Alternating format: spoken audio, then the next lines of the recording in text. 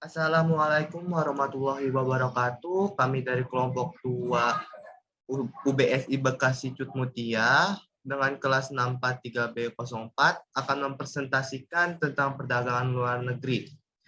Makalah ini disusun oleh Benovi Budirangga, yaitu saya sebagai ketua kelompok, Mas Kala Uliha sebagai wakil ketua, ada Melda Lisa dan ada Marlina.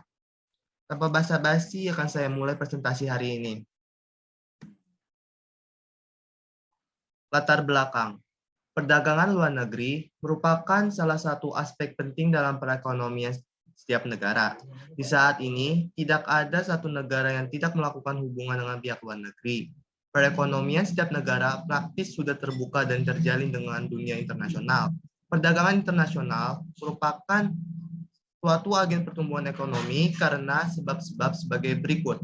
Pertama, perdagangan internasional mendorong produktivitas dan karenanya menjadi faktor yang memperluas pasaran. Kedua, dengan manfaat yang dirumuskan dengan teori membuka lubang untuk barang kelebihan atau fend for surplus. Suatu negara yang memasuki perdagangan internasional mempunyai kelebihan produksi disebabkan oleh permintaan dalam negeri yang tidak elastis terhadap produk-produk yang dapat diekspor. Ketiga, perdagangan internasional membuka kemungkinan pada suatu negara untuk melakukan realokasi sumber-sumber yang dimiliki secara tepat guna efisien dilihat dari sudut produksi untuk kebutuhan dalam negeri dan ekspor yang didasarkan pada harga-harga relatif yang terbuka oleh perdagangan internasional. Pengertian terpenting dari perdagangan internasional khususnya adalah tentang gagasan keuntungan. Perdagangan atau disebut dengan gain from trade. Arti gains from trades adalah jika suatu negara menjual barang dan jasa kepada negara lain, maka manfaatnya hampir pasti diperoleh kedua belah pihak. Jadi, perdagangan internasional akan menciptakan keuntungan dengan memberikan peluang kepada setiap negara untuk mengekspor barang-barang yang diproduksinya, menggunakan sumber daya yang langka di negara tersebut. Pengertian perdagangan luar negeri. Perdagangan internasional atau perdagangan luar negeri adalah perdagangan yang dilakukan oleh penduduk suatu negara dengan penduduk negara lain atas dasar kesepakatan bersama. Penduduk yang dimaksud dapat berupa antar perorangan, individu dengan individu, antar individu dengan pemerintah suatu negara, atau pemerintah suatu negara dengan pemerintah negara lain. Di banyak negara, perdagangan internasional menjadi salah satu faktor utama untuk meningkatkan GDP. Tujuan perdagangan luar negeri membuat tingkatan gross domestic product atau GDP, maksudnya perdagangan internasional bertujuan buat tingkatkan total nilai dari penciptaan benda atau jasa yang dijual oleh suatu negeri pada negeri lain selama 1 tahun lamanya. Namun, untuk mencapai tujuan tersebut, ada juga peraturan serta ketentuan yang berlaku terkait jenis dan sistem pembayaran berbagai pihak terkait dengan perdagangan internasional. Beberapa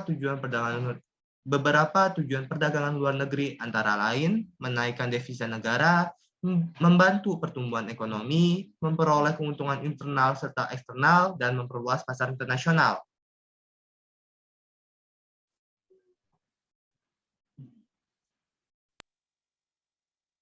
Perdagangan luar negeri mempunyai dampak negatif dan dampak positif.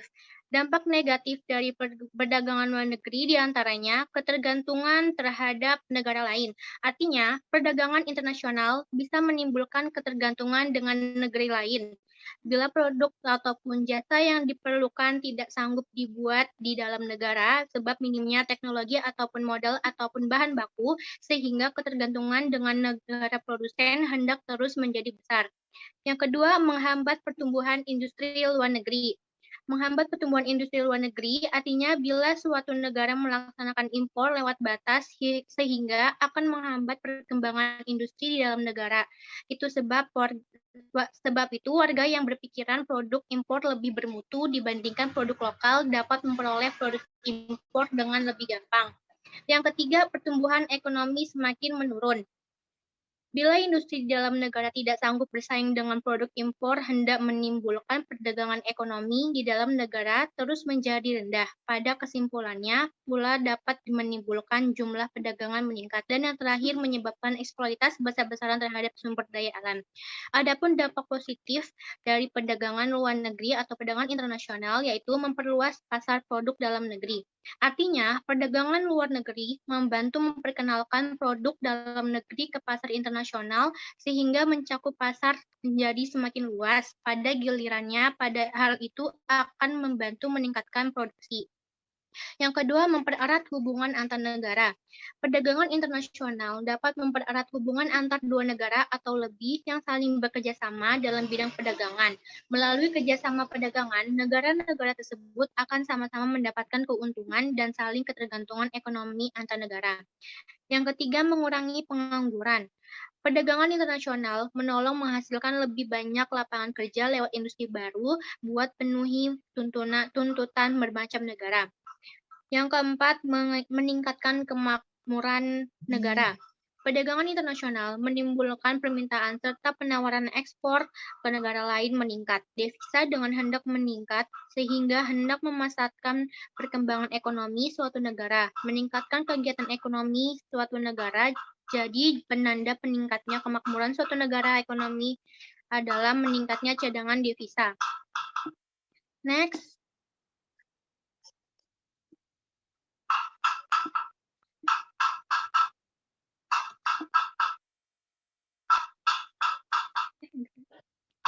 Beberapa ahli ekonomi berpendapat mengenai perdagangan internasional. Yang pertama ada Serlika Aprita dan Rio Aditya, mengatakan jika perdagangan internasional memiliki hubungan erat dengan keuangan. Kedua hal ini tidak bisa dipisahkan satu sama lain karena saling berkaitan. Yang kedua, menurut Huala Adolf, mendefinisikan perdagangan internasional atau international trade sebagai aktivitas tukar-menukar atau jual-beli antar negara sebagai upaya mendapatkan manfaat atau keuntungan dari aktivitas tersebut. Yang ketiga, Lestari dan Setiawan. Menurut Lestari dan Setiawan, perdagangan internasional merupakan aktivitas perdagangan yang dilakukan penduduk dalam suatu negara dengan negara lainnya sesuai dengan kesepakatan bersama.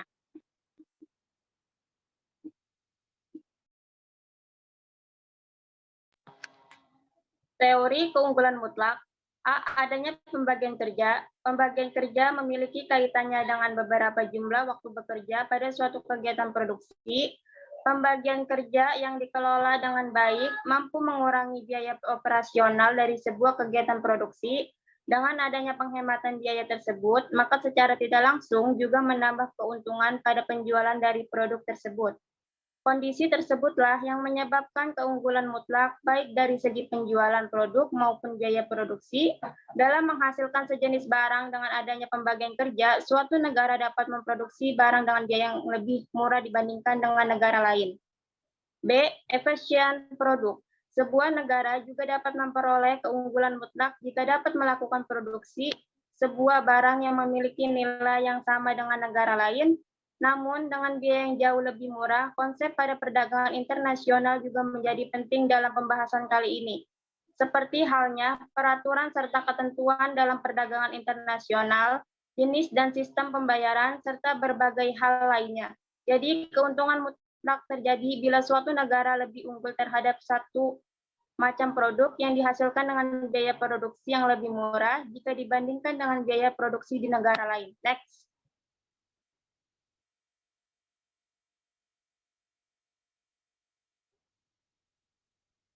Kelemahan teori mutlak dalam asumsi yang dipakai. Satu, menganggap tenaga kerja itu bersifat homogen dan mobilitasnya bebas dalam kenyataan tidak demikian. Dua, menganggap tenaga kerja satu-satunya faktor produksi, sedangkan faktor produksi bukan hanya satu. Manfaat dalam perkembangan konsep teori mutlak. Satu, membantu menjelaskan hal-hal yang berkaitan dengan konsep spesialisasi. Dua, membantu menjelaskan keuntungan-keuntungan yang ditimbulkan oleh perdagangan. Next.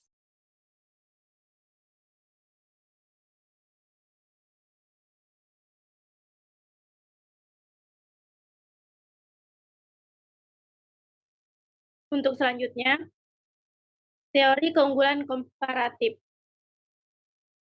Pada dasarnya, keunggulan komparatif merupakan suatu kemampuan yang dimiliki oleh individu, perusahaan, atau negara guna menghasilkan barang maupun jasa dengan menggunakan sejumlah dana yang lebih rendah daripada dana yang dikeluarkan oleh kompetitor. Keunggulan komparatif bisa memberikan kemampuan untuk menjual barang ataupun jasa dengan harga yang lebih rendah dibandingkan dengan kompetitor. Tak hanya itu saja, keunggulan komparatif juga bisa membantu para pemilik usaha dalam menyadari margin penjualan yang cukup kuat. Pada intinya, keunggulan komparatif mengungkapkan sebuah alasan dari suatu negara yang bisa memproduksi dan melakukan ekspor barang maupun masyarakatnya terlihat tidak mempunyai keterampilan dalam memproduksi bila dibandingkan dengan negara lain. Oleh sebab itu, akan lebih lagi jika suatu negara itu mengkhususkan diri dalam memproduksi barang atau produk tertentu, di mana mereka mempunyai keunggulan komparatif di dalamnya.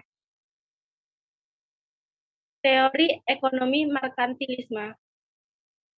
Teori ekonomi yang meyakini bahwa kemakmuran suatu negara hanya ditentukan oleh sejumlah modal atau aset yang tersimpan di negara tersebut dan besarnya perdagangan internasional yang dilakukan oleh negara tersebut. Merkantilisme juga mencakup kebijakan ekonomi nasional yang bertujuan untuk mengakumulasi cadangan devisa melalui neraca perdagangan yang positif, terutama pada barang-barang manufaktur. Bagi kamu yang merupakan salah satu pelaku bisnis atau bergerak di bidang ekonomi, memahami ekonomi merkantilisme adalah hal yang penting. Bila merkantilisme berasal dari kata bahasa Inggris merchant yang berarti pedagang, artinya dalam paham teori merkantilisme, jika setiap negara ingin maju, maka harus melakukan perdagangan dengan negaranya. Akibatnya, sumber kekayaan negara dapat diperoleh dari surplus perdagangan luar negeri dalam bentuk emas atau perak. Dengan adanya kontak dengan negara lain, maka akan muncul pula kebijakan waktu yang mendorong aktivitas ekspor dan juga membatasi impor agar perdagangan internasional berjalan sehat. Merkantilisme adalah teori ekonomi yang menyatakan bahwa kemakmuran suatu negara ditentukan oleh jumlah penanam modal atau aset yang dimilikinya, dan ukuran perdagangan luar negeri.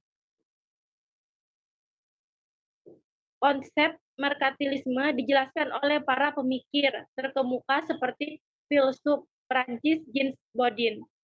Jean Bodin membahas teori uang dan harga meningkat karena pajak impor dari luar negeri dan pajak yang perlu dikeluarkan sebagai salah satu sistem ekonomi yang besar. Banyak para ilmuwan dan ahli berpendapat tentang praktis teori merkantilisme. Luar negeri merupakan perdagangan yang kuat, menjual membeli transaksi benda antar negara. Dalam konteks ini, cara umum akan ditunjukkan beberapa keuntungan dari perdagangan luar negeri dan secara spesifik dan dengan lebih terperinci akan ditunjukkan keuntungan yang akan diperoleh dari spesialisasi atau apabila kegiatan ekonomi negara dikhususkan kepada memproduksi barang yang dapat bersaing di pasaran luar negeri.